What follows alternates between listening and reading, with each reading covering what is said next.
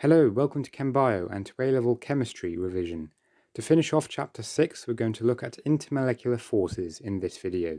Stay tuned.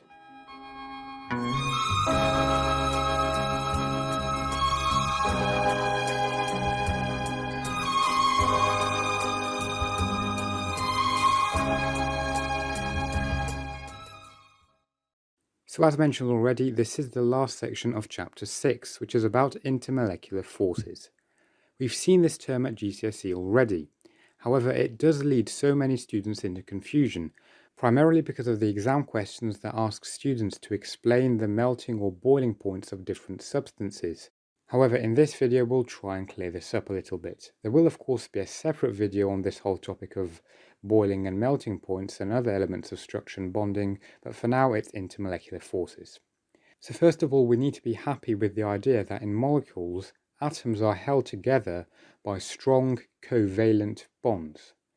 In other words, we can say that those are intramolecular forces. The prefix intra means within, so it's the forces within a molecule, between the atoms.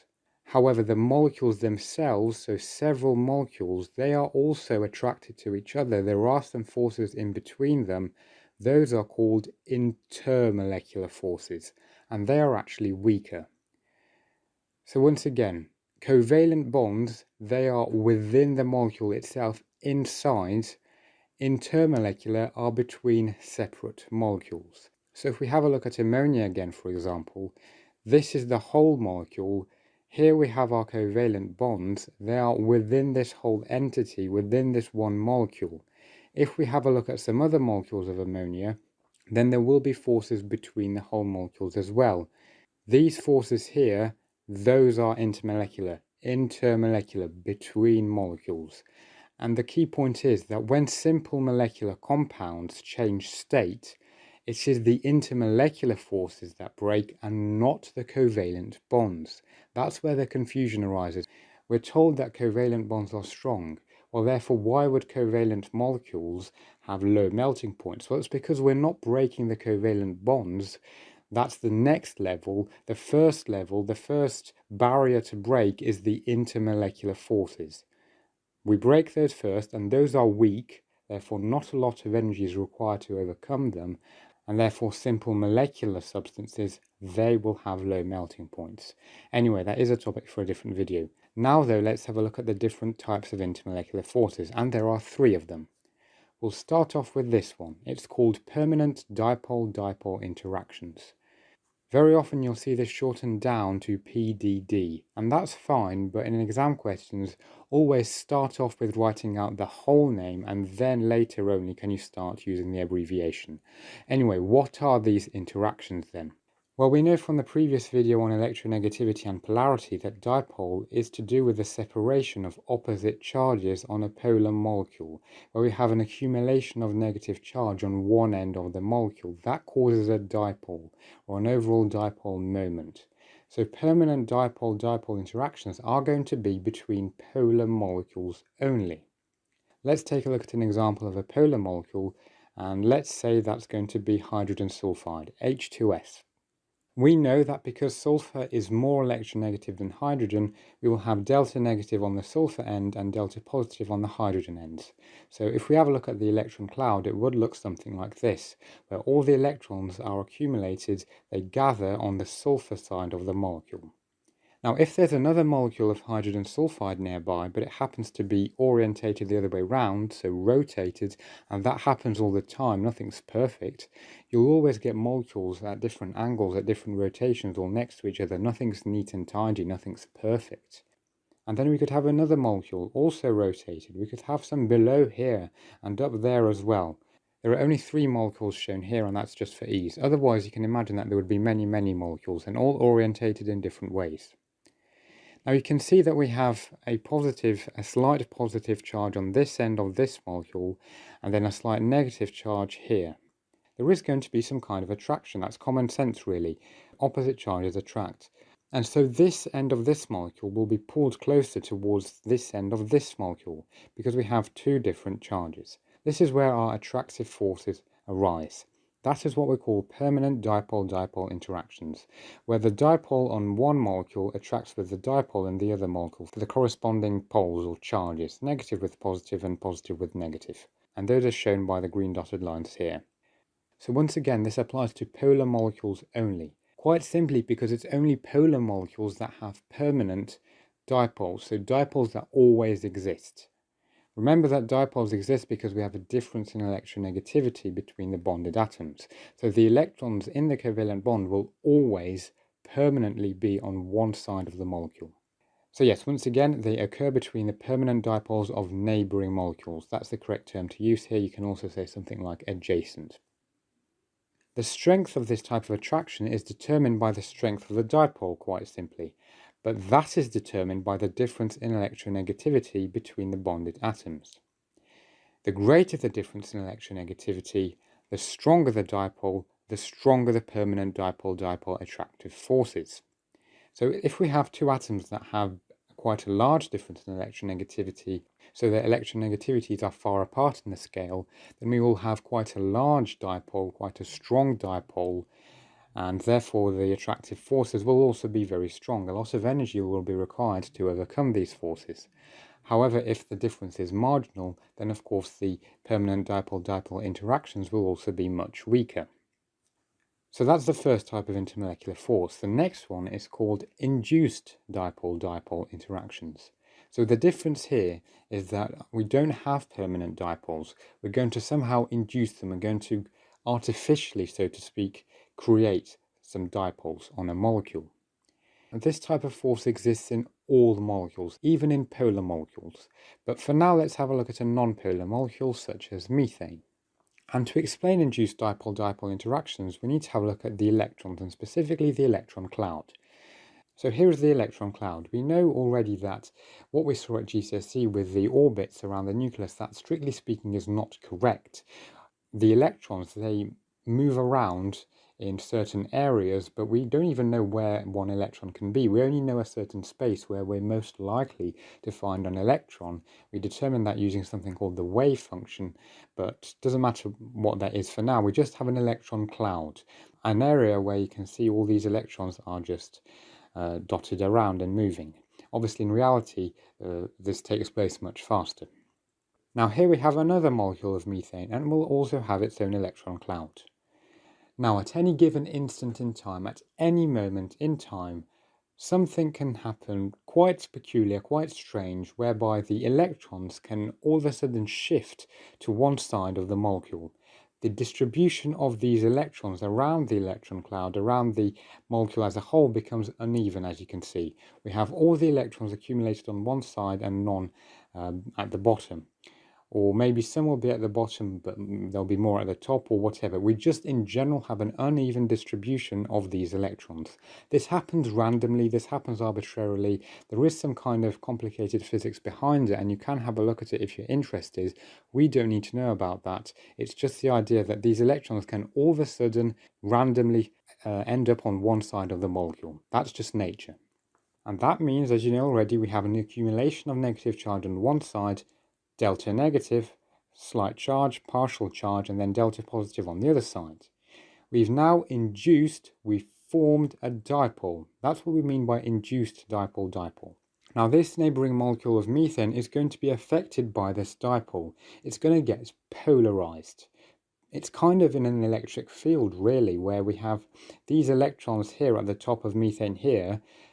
The electrons that are moving around on this methane molecule, they're going to be repelled away from them. Yes, electrons are charged the same, they have the same charge, they repel each other therefore.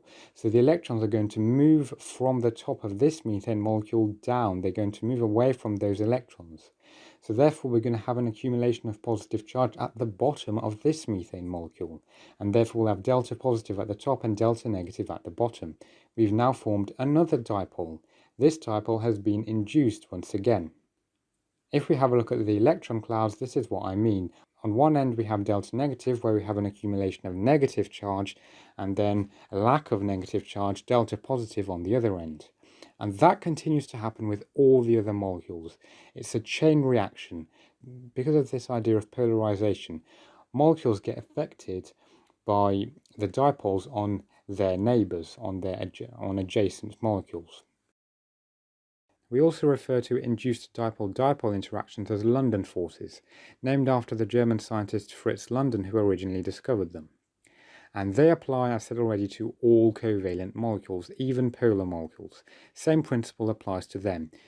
So the explanation is, once again, at any one instant in time, at any given moment, the distribution of electrons in the electron cloud around a molecule is uneven. It is skewed because the electrons just happen to move onto one side of the molecule, naturally and randomly. This results in the formation of an instantaneous, this is the correct word to use, which is a synonym for temporary dipole.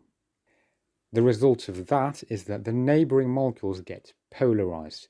The term polarized means just to be able to distort the electron cloud of a different atom, and therefore another temporary dipole forms. And this repeats for other molecules as a chain reaction, as said already. And then the opposite poles of the dipoles on each corresponding molecule, they will attract each other. Yes, opposite charges attract.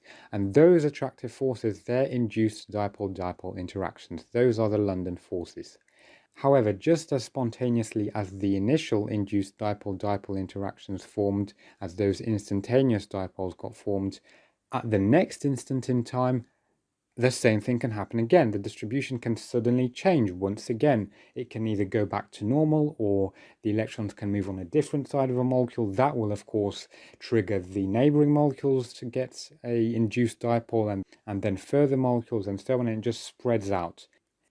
In relation to the strength of the induced dipole-dipole interactions, well, it's got to do with the MR, so the size of the molecule, or it could be a different factor, which is contact surface area. First of all, the size. Well, quite simply, if the AMR is large, then there are many electrons. If there are many electrons, then the strength of these instantaneous and therefore then the induced dipoles will be great as well. So the larger the AMR, the stronger the IDD, the induced dipole-dipole interactive forces.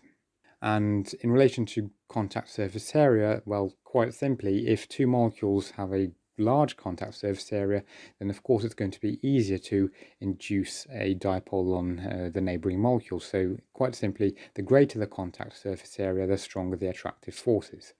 And this mainly applies to organic molecules probably, whereby long straight chains, alkanes for example, the ones that are unbranched, the ones that are straight, they will have a much greater contact surface area between each other than between branched molecules.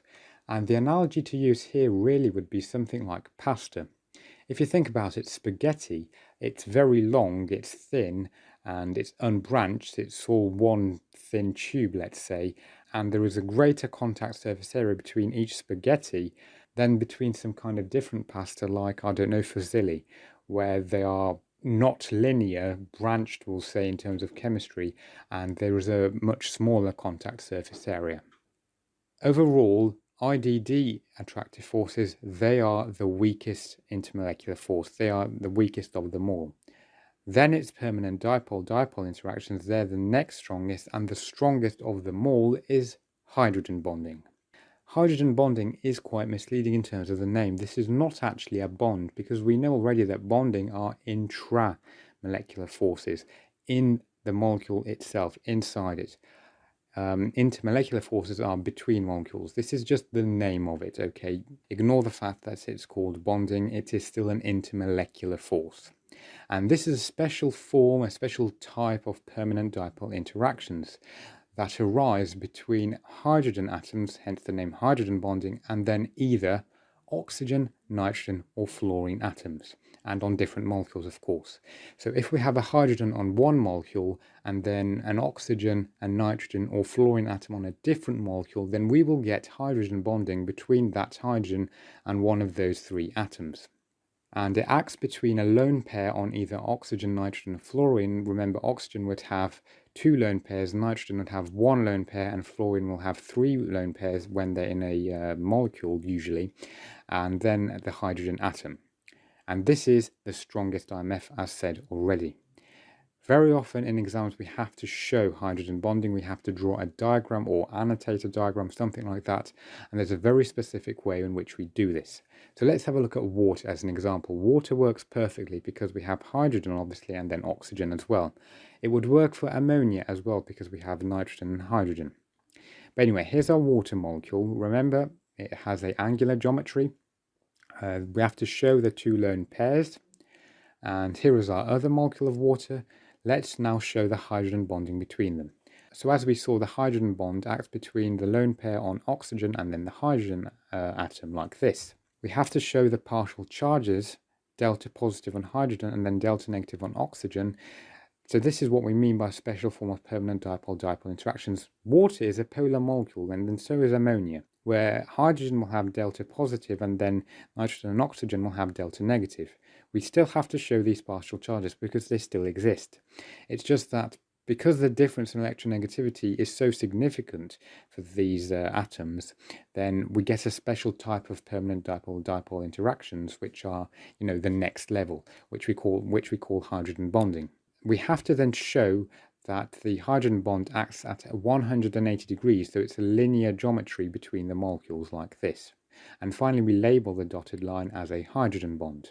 That's it. So once again, here's the checklist. Correct geometry of molecules involved, yep, so we know that water is angular, yep, shown that. Lone pairs shown, yes, remember oxygen has two lone pairs, well, at least in water.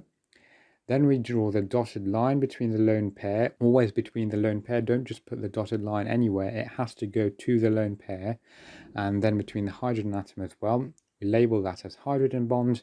We must show our partial charges, at least between the atoms involved, and then we show the angle between the hydrogen bond and the covalent bond, and that is labeled as 180 degrees. It's linear. That is it really for hydrogen bonding. Now we can look at how do we determine the intermolecular forces for a given molecule. First of all, we decide upon the geometry of the molecule. This we know how to do already from VSEPR theory. Hence, we are then able to determine whether the molecule is polar or not. That was pretty much the idea of the previous video. Once again, have a look at that if you're still unsure.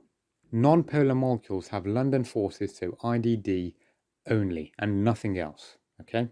Polar molecules have London forces always and one of either PDD or hydrogen bonding, and that will obviously depend on whether the molecules contain hydrogen, nitrogen, oxygen or fluorine. And hydrogen bonding is of course the strongest IMF that can possibly be present in any molecule. So very often exam questions will ask you, what is the strongest intermolecular force? Well, yes, all molecules have London forces, but then some will have also either PDD or hydrogen bonding. Hydrogen bonding is stronger than PDD. Now, the specification requires us to know about some properties of water that are anomalous, all because of hydrogen bonding, and that is actually a separate topic in A-level biology. For those of you who don't study A-level biology, I recommend that you do refer to our biology videos where we explain everything quite detailed there, all the same content for chemistry. If you have any other questions regarding intermolecular forces or anything at all, just please let us know in the comments. Thank you very much for your attention. Thank you very much for liking and subscribing. See you next time. Goodbye.